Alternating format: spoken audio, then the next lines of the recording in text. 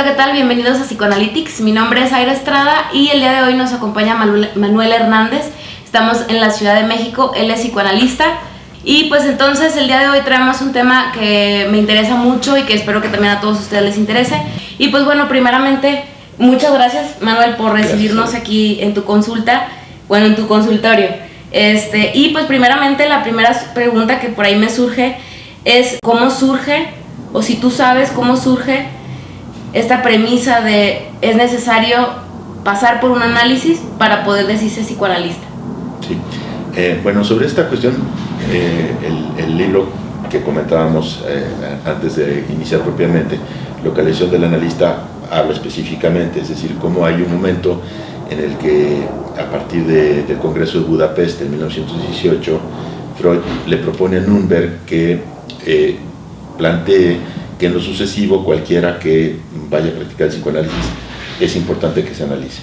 En un principio eso no es muy bien recibido, no hace consenso, pero empieza a operar como un criterio hasta que finalmente empieza a ser ya abiertamente adoptado como un criterio y justamente cuando comienza la institucionalización del psicoanálisis en los institutos, que son los centros dedicados a la formación psicoanalítica en un inicio, se adopta ya como un requisito, lo cual genera un cambio importante porque no es lo mismo un principio de acción que uno adopta porque confía en que ese principio de acción es el que va a orientar correctamente el recorrido, a que se plantee como un requisito institucional que entonces tiene un carácter de obligatoriedad. Entonces hay un cambio que es importante y tienes mucha razón en plantear el problema de la institución porque continuamente es algo que se deja de lado y todo el tiempo está indicado y va teniendo consecuencias. Entonces no es lo mismo que yo me dé cuenta de la importancia de analizarme para poder llegar un día a operar como analista, o que me lo hagan saber y yo diga sí, yo suscribo eso, a que me lo impongan como un requisito. Y todavía más, que fue la evolución posterior de la cuestión, que me impongan una lista de opciones en donde puede no estar mi transferencia. ¿Crees que esto afecta directamente en la transferencia? Todos estos problemas, pues ahora existe un relato de varios de ellos, intenté cada uno de ellos darles un tratamiento extenso en el libro, por eso ahora lo único que puedo hacer es nada más un repaso muy somero de la cuestión, porque pues lo que requeriríamos para hacer eso pues ya está en el libro, no tiene sentido repetirlo, que lo quiera leer pues lo leerá y lo encontrará. Pero lo que quiero decir es esto, es que efectivamente cuando la institución interviene, opera como ese tercero que Freud dice que no debe de existir en los análisis. Entonces, cuando se trata de un análisis didáctico, el análisis y en particular el candidato pasan a estar bajo la supervisión de la institución y por lo tanto también el analista. Entonces hay un problema de distribución de responsabilidades que no es análogo a cualquier análisis porque la institución ya interviene para regular lo que está sucediendo ahí. Y efectivamente el problema de la lista es muy grave porque puede ser que la transferencia de un candidato esté con alguien que no forma parte de la lista y entonces va a terminar por un requisito institucional analizándose ahí donde no está su transferencia, lo cual implica que no se va a analizar porque la transferencia va a quedar absolutamente intacta. Entonces lo que correspondería sería que vaya con quien sí está su transferencia, pero entonces no va a obtener el aval institucional para poder calificar como psicoanalista. Entonces no es que haya una transferencia de la institución, es que hay una opción en donde se prefiere la institución y todo el aval profesional que eso implica por encima del análisis mismo, y lo cual a mí me parece un completo contrasentido.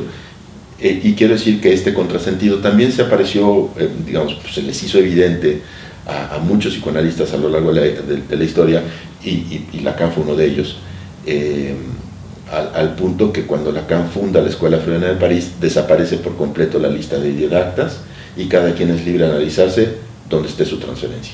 No hay ninguna regulación de nada para que eso suceda. Sin embargo, sí plantea la posibilidad del pase, de eso hablaremos un poquito más adelante, si te parece bien. Entonces, lo que sucede es que cuando la institución interviene sobre este punto que es la transferencia, ni más ni menos. Cuando Lacan queda fuera de la IPA, la IPA se dirige a los candidatos que estaban en análisis con Lacan para decirles que si quieren continuar su formación, tienen que dejar su análisis con Lacan, donde estaba su transferencia, para ir a analizarse con justamente alguno de una lista autorizada.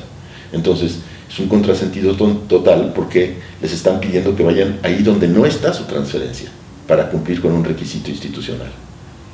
Si entonces yo necesito pasar por la experiencia del análisis para ser psicoanalista, entonces ¿habría un fin de análisis realmente o habría un análisis exitoso? O se habla de un análisis exitoso para decir entonces ya soy psicoanalista si de por medio está una institución.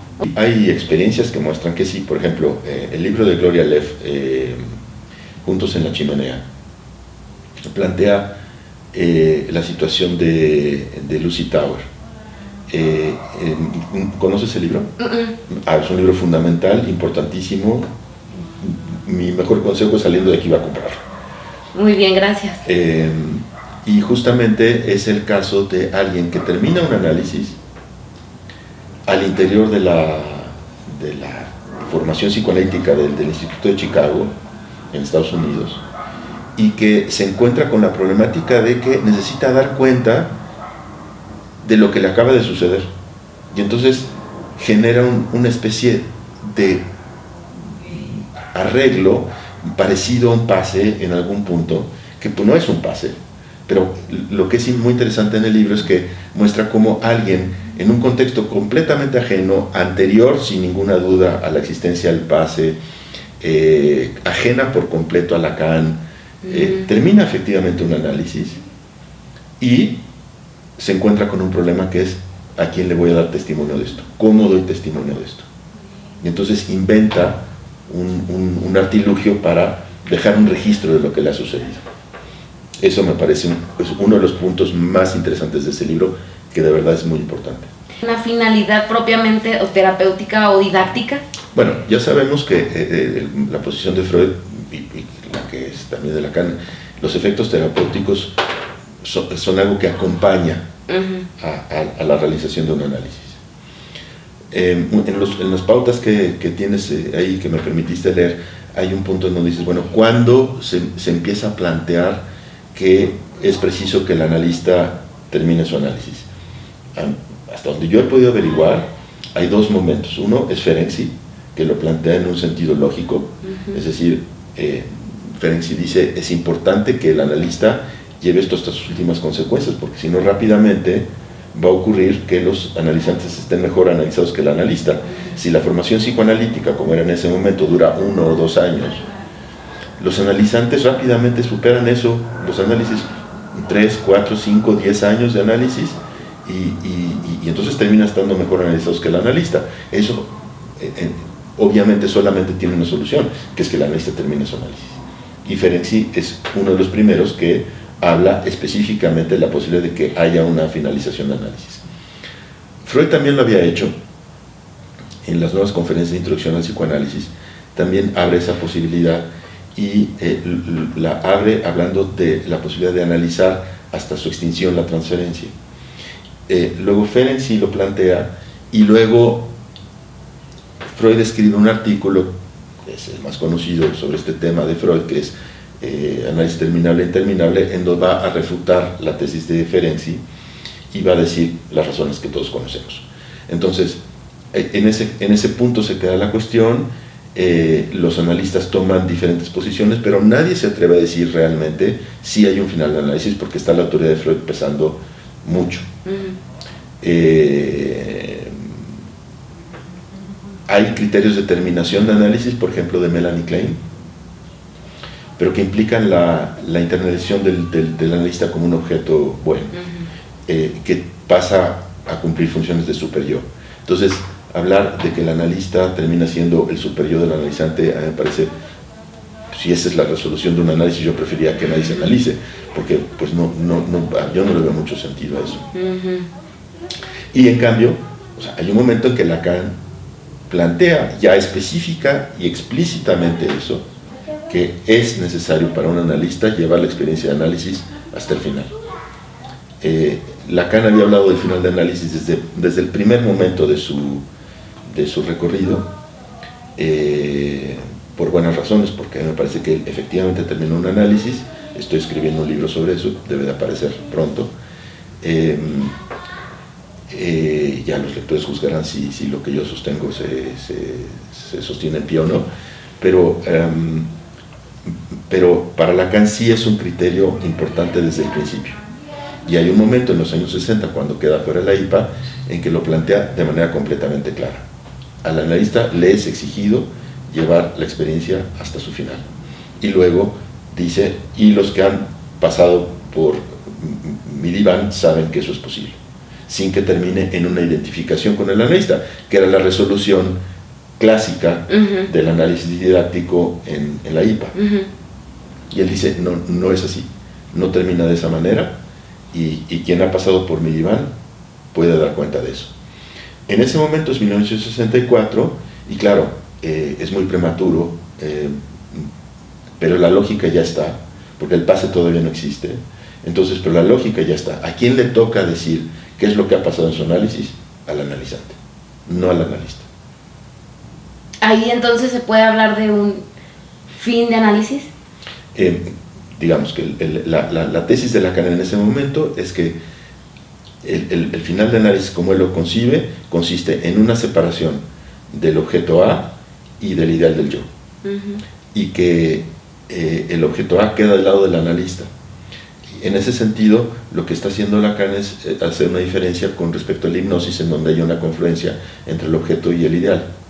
Y entonces dice, esto se tiene que separar, y al analista le toca el lugar del objeto A.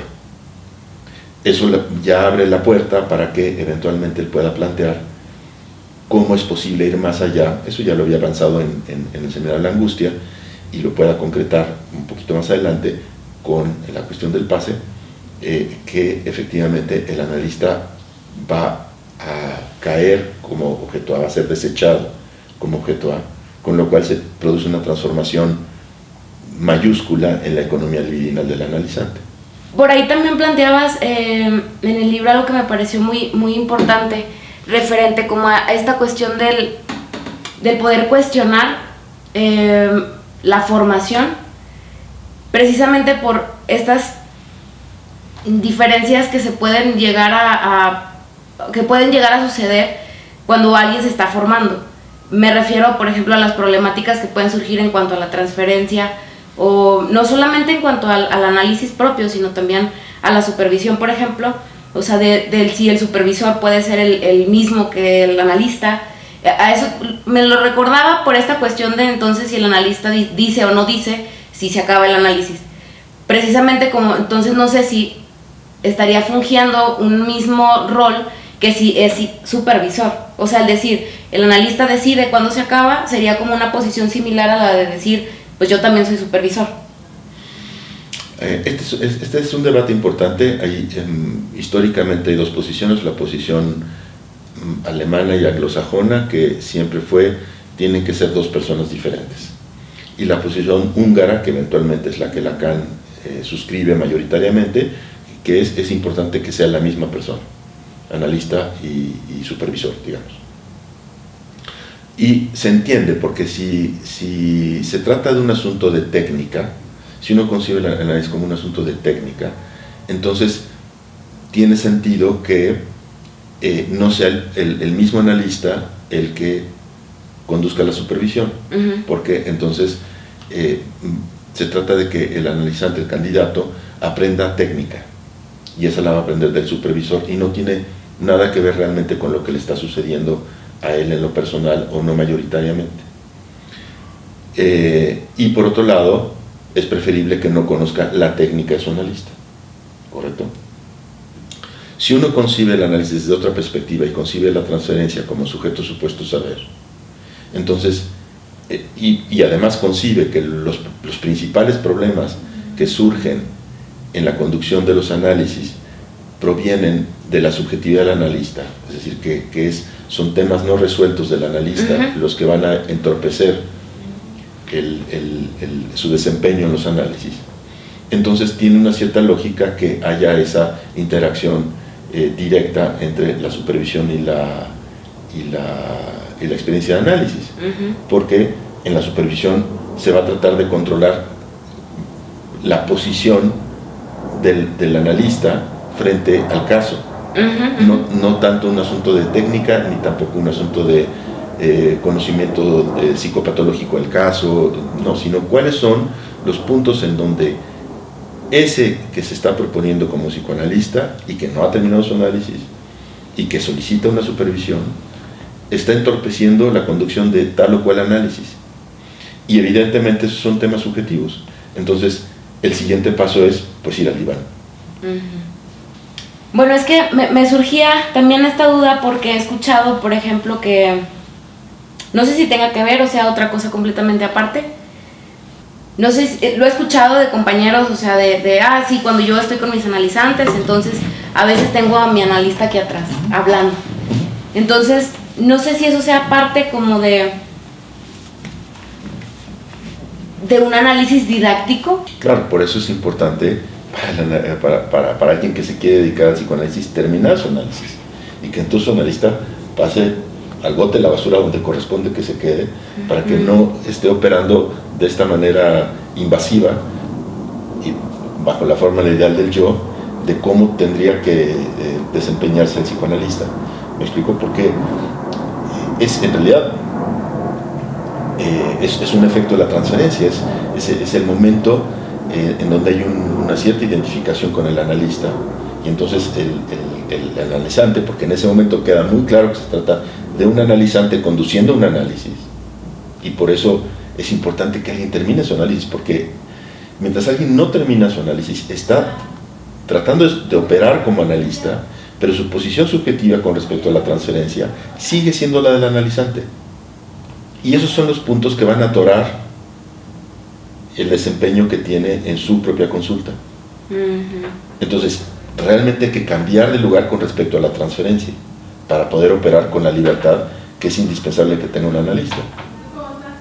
O sea, esto de pasar por un análisis no nada más es como la cuestión del vivir el psicoanálisis, sino va más allá.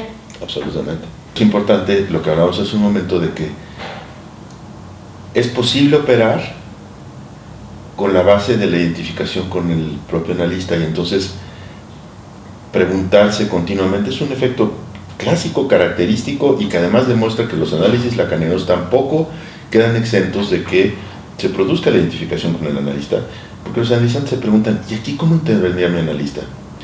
Ante esta situación con tal analizante, ¿qué diría mi analista? ¿Cómo intervendría? Es un momento de identificación. O lo que tú decías, como hay gente que dice, es que tengo la voz de mi analista. Bueno, la voz es un objeto A, y en la medida en la que además viene con el cómo debería de estar interviniendo, qué es lo que tendría que estar haciendo, pues es el ideal del yo, y ese es el fenómeno de la hipnosis, que forma parte de la transferencia.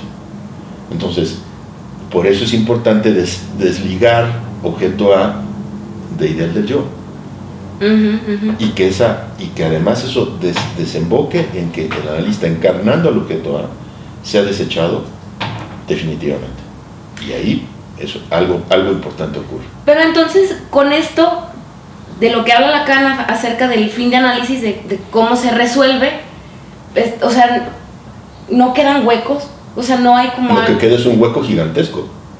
Al contrario, lo que queda es justamente eso, el hueco que se horada porque se pierde el objeto A, y lo que queda es un hueco gigantesco, que es con lo que opera el analista. ¿Eso tendría que ver con la castración? Absolutamente. Bueno, ahora pienso, desde tu opinión, ¿habría como algo que le agregarías a esta postura de Lacan referente a este fin de análisis, por ejemplo? O sea, ¿hablarías de le falta esto o esto, con esto no estoy de acuerdo? A mí me parece que el costado que queda un poco en suspenso es el ideal del yo. Es decir, ¿qué sucede con el ideal del yo?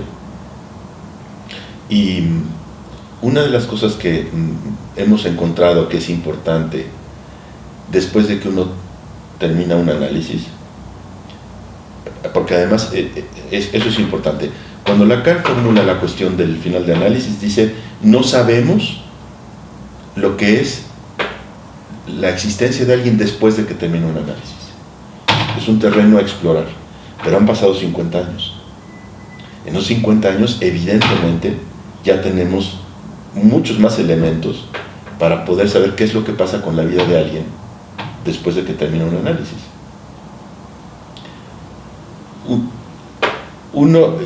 Yo diría que en ese sentido, el recorrido de Jean Lelouch después de la erótica del duelo es para mí ilustrativo de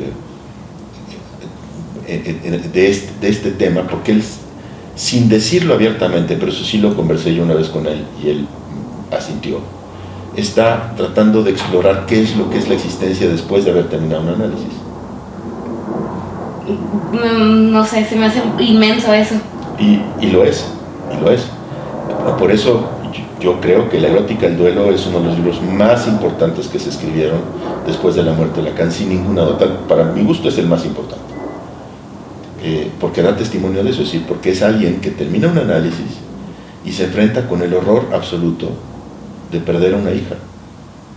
¿Y qué hace alguien con la peor pérdida que uno puede tener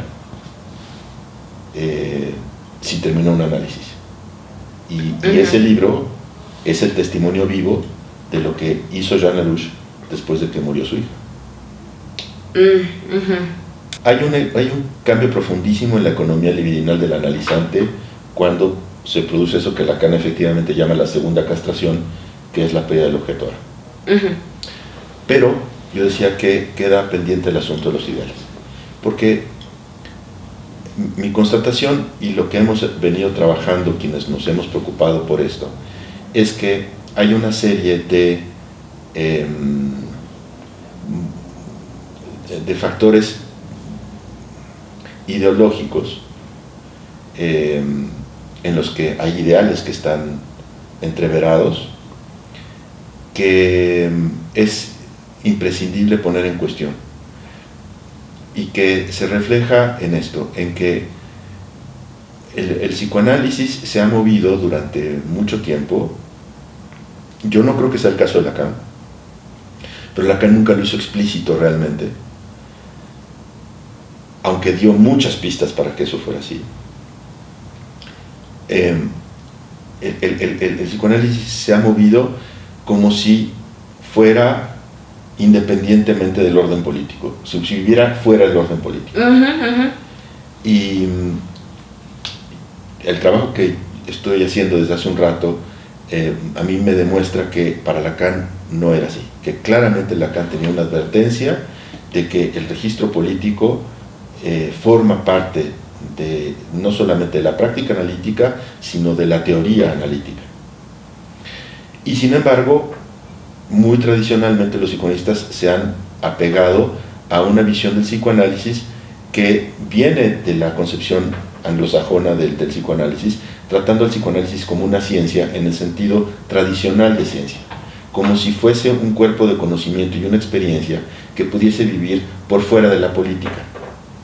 Y en ese sentido, de la política en el sentido del orden político, no de la política partidista, sino de la pregunta sobre la política. Y lo cual implica las políticas de las instituciones, implica interrogar las relaciones de las instituciones con el capitalismo, implica interrogar las relaciones de las instituciones con los regímenes gubernamentales en donde está su práctica, es decir, da lo mismo una institución psicoanalítica en la dictadura argentina en 1976-77 que hubo, y hay que interrogar qué es lo que quiere decir eso, porque bajo ninguna circunstancia yo diría que fueron colaboracionistas de la dictadura, al contrario. Las instituciones psicoanalíticas en ese momento funcionaron como pequeños refugios de la gente que estaba viviendo en una dictadura. Pero también es cierto que en otros casos, las sociedades psicoanalíticas, como el caso de la Sociedad de Río de Janeiro, fueron completamente afines a la dictadura, y que hubo casos gravísimos de candidatos que eran torturadores. Entonces, y el analista estando advertido de que estaba recibiendo a un candidato para formarse como psicoanalista que a la vez estaba operando como torturador. Entonces, ¿cómo no interrogar las relaciones del psicoanálisis con el capitalismo y con los regímenes autoritarios y con el orden colonial? Porque esa es la otra cuestión. El libro de Lacan en México se ocupa de ese problema, es decir, cómo hay una posición colonizadora que forma parte de las grandes instituciones psicoanalíticas, tanto la institución freudiana, de la que no se ocupa el libro, porque eso se ha estudiado más, digamos, hay una continua búsqueda de ocupar nuevos territorios y llevar el psicoanálisis como se llevó el catolicismo en su momento a las tierras que estaban siendo colonizadas. Y bueno, el libro abre con un pequeño testimonio personal de cómo Éric Laurent llegó a México a decir: nosotros con Miller queremos ocupar todos los territorios de donde Lacan fue expulsado. Eso es colonización, directamente. Y hay llamados directos de Miller en ese sentido. Entonces, todo eso, desde mi punto de vista, no es ajeno a la producción teórica. Estoy completamente de acuerdo. Entonces, si los psicoanalistas no interrogamos eso, es decir, no interrogamos cuál es nuestro posicionamiento enunciativo al formular tal o cual tesis psicoanalítica, es decir, cuáles son los supuestos, cuáles son las tesis implícitas en nuestra posición, es decir, si no hacemos una crítica en el registro propiamente político de nuestra propia posición, entonces, con toda probabilidad, lo que vamos a estar haciendo es reproducir un sistema ideológico que no está siendo interrogado, con apariencia de teoría psicoanalítica y con consecuencias muchas veces nefastas.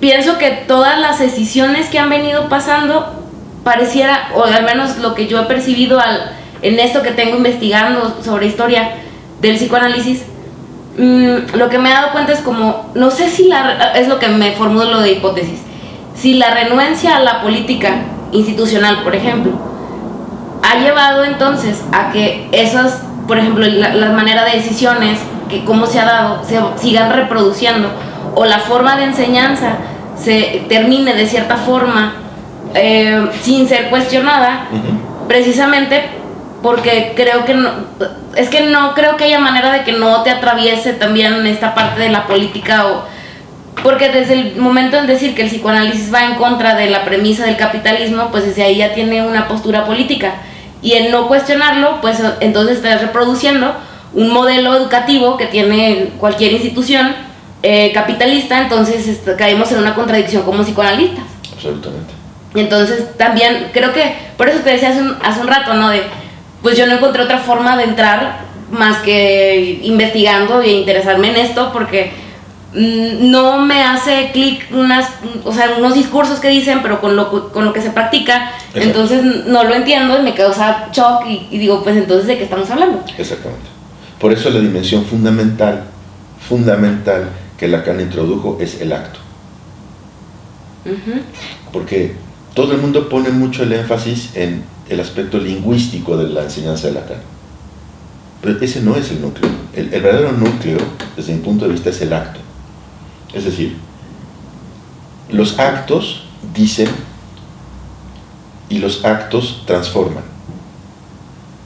Entonces, ¿qué sentido tiene que yo me diga lacaniano y que pueda utilizar toda la jerga teórica de Lacan si en los actos lo que yo hago contradice todo lo que estoy diciendo?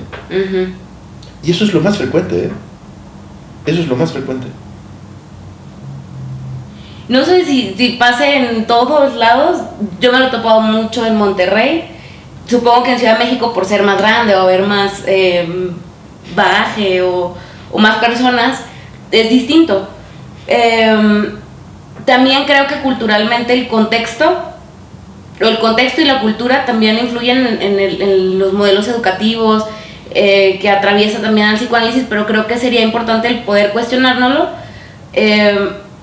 para entonces creo que plantear algo más, no sé si transparente o más de acuerdo al discurso psicoanalítico. Te digo, no sé si solo pasa en Monterrey, digo, supongo que pasa en todos lados, pero yo creo que tendrá que ver también con la cuestión del contexto, la cultura. Por eso decía que es importante el asunto del ideal, porque esa es una tarea pendiente después de que se termina un análisis, y eso hay que tenerlo claro. El análisis no es el lugar para hacer una interrogación política de los ideales.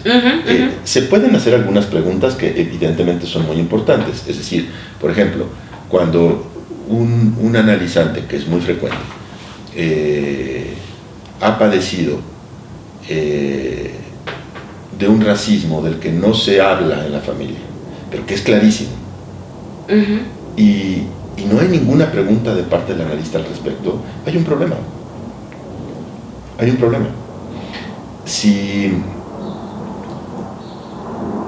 Si alguien llega, que también es muy frecuente, más en el centro de la República, tal vez en el norte no sea tan frecuente, pero aquí sí, del centro hacia el sur es muy frecuente, que llegue alguien y que diga, bueno, es que una parte de mi familia es indígena, o tiene origen indígena, y el analista no dice nada. Hay un problema, porque la noción de indígena es una noción completamente colonial, en la que quedan absorbidas culturas y etnias muy diferentes entre sí, e historias, que es lo que hablábamos hace un momento, que quedan silenciadas bajo el término indígena. Entonces, muy diferente es que el analista pregunte, bueno, ¿y de qué grupo, de qué etnia, qué lengua hablan? ¿Usted la habla? ¿Su familia la habla? ¿No la habla? ¿Por qué no la habla? ¿En qué momento se perdió? ¿Se puede recuperar? ¿Cuál es la posición de los miembros de la familia frente a esa lengua? ¿Tienen costumbres todavía de origen o no? Se abre todo un panorama de la historia personal de alguien que solamente se puede abrir si el analista ha desmontado en sí una forma colonial de razonar. Y si su colonialidad ha quedado desmontada, entonces puede abrir preguntas que de otra manera son un punto ciego absoluto para él y por lo tanto en el análisis. Y hay que pensar todo lo que implica que un analizante no explore toda esa veta de su existencia y de su historia, porque el analista y él están tomados por la colonialidad, y entonces la única posibilidad de salir de ahí es que el analista esté advertido de eso y entonces pueda decir, aquí hay algo importante que si yo no intervengo va a quedar silenciado tal vez para siempre. Pero entonces qué importante que uno como analizante que quiere practicar el psicoanálisis también le entre como a lo más que se pueda, decías hace un momento, ¿no? Como llevarlo hasta el fin lo más que puedas, ¿no? Lo pienso como en cada rincón de cada quien, lo más que puedas, pero también eso no depende de tu analista, o sea... Hay una parte que sí, desde luego. Desde luego que hay una parte que sí. O sea, el analista puede tener puntos ciegos, y justamente lo que estoy diciendo es que una de las tareas de una comunidad analítica es abrir preguntas para que quienes practicamos el psicoanálisis no seamos ciegos ante ciertos problemas. Pero si nosotros partimos de que hay una separación entre psicoanálisis y política, entonces no podemos abrir un montón de preguntas de esas prácticas y esas concepciones del psicoanálisis que están atravesadas por la política, pero que al haber hecho esa separación artificial no podemos interrogar. Y entonces van a estar operando factores ideológicos, normalmente muy conservadores, que van a tener consecuencias en los análisis. Entonces, creo que había una diferencia enorme entre ponerte a hablar de política o de tus ideologías con el paciente o con el analizante, y otra cosa muy distinta es poder explorar esas áreas. Absolutamente. Así como el analista no se pone a hablar de teoría con su analizante, pero haber leído teoría le permite formular ciertas preguntas de la misma manera que el analista se haya concernido por el registro político, le permite hacer ciertas preguntas que no podría hacer de otra manera. No se trata de infundir una ideología en el analizante, sino, como tampoco se trata de enseñarle teoría al analizante, sino de que el analista esté en condiciones de formular cuestionamientos y formularse cuestionamientos a partir de ese trabajo, que es la lectura de los textos de teoría y la interrogación sobre el registro del ámbito político en su quehacer y en el quehacer de la comunidad analítica a la que responde y a la que pertenece. Y bueno, yo creo que con esto que vamos comentando acerca del llevar al análisis hasta lo más lejos que se pueda, y con estas otras premisas que también dices acerca de la lectura o de la supervisión y del análisis, que justo es como pues yo creo que lo que abre el tema, creo que con eso vamos cerrando. Te agradezco mucho por recibirnos. Creo que definitivamente quedan muchos temas o mucho más que hablar, pero espero que en otro momento nos podamos volver a encontrar. También yo con más preguntas o con más lectura, sobre todo con lo que me acabas de recomendar. Pero pues bueno, espero volver a verte por acá o allá en Monterrey también. Y bueno, ya para finalizar, generalmente en Psychoanalytics les regalamos a quien nos recibe pues un presente, nada más como forma de agradecimiento. Gracias. Entonces, muchas gracias. Ese es hecho a mano de parte del staff de Psychoanalytics. Entonces, bueno, tengo un, les agradezco mucho. Esto les voy a decir qué uso va a tener. Esto va a ir al altar de muertos. ¿Ok? Nunca los cuelgo. Yo no tengo ningún retrato. Porque justamente creo que el tema de los retratos abona a la cuestión de la idealización de los personajes. Entiendo. Entonces, incluso escribí un texto sobre eso que algún día va a aparecer por ahí. Lo presenté alguna vez en Francia, que se llama así, Los retratos en los consultorios.